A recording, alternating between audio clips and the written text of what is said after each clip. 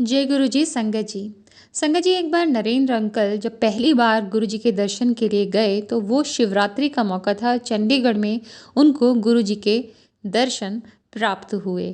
तो संगत जी, उस दिन गुरु जी ने कहा था कि जो भी भक्त श्रद्धा से यहाँ आया है, गुरु जी उसके घर अवश्य आएंगे।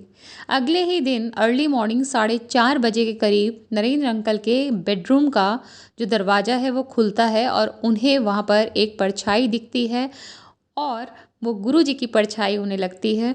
उसके बाद अगले दिन जब वो उठते हैं तो उनको अपने घर में कुछ महीन सुनहरी तारे दिखती हैं और अगले 20 दिन तक उनके घर में वो महीन सुनहरी जो तारे हैं, गोल्डन वायर्स, वो दिखती रही और वो उसे इकट्ठा करते रहे। और संगत जी, वो जो तारें थी वो किसी और चीज़ की नहीं, बेल बूटों की थी। वो बूटियाँ, जो बूटी का काम गुरुजी के चोले में होता है, उसकी। गुरुजी जब संगत के घर आते हैं तो कोई ना कोई प्रमाण अपना ज़रूर छोड़ कर जाते हैं, क्योंकि जब एक सदस्य परिवार का उन तक पहुंचता है तो वो घर जाकर पूरे घर को और उसके सदस्य को ब्लेस करने आते हैं।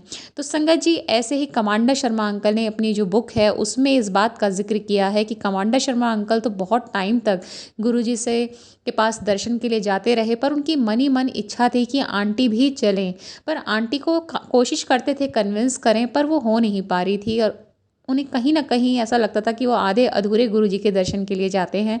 और फिर एक सुबह कमांडर आंटी अपने बेड के किनारे पर बैठी हुई हैं। अंकल की आंख खुलती हैं, बोलते हैं क्या हुआ। वो कहती हैं कि घर में चोर घुस आया है। दोनों मिलकर सारे में चोर ढूंढते हैं, बट सारे दरवाजे अंदर की तरफ से बंद थे।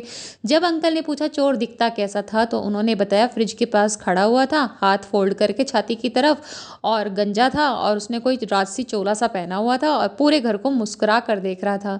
अंकल मन ही मन में सोचते हैं कहीं ये मेरे गुरुजी तो नहीं हैं, और फिर डरते डरते आंटी को बताते हैं। उन्हें डर इसलिए था कि अगली बार कहीं आंटी उन्हें जाने के लिए मना ना कर दें गुरुजी के पास।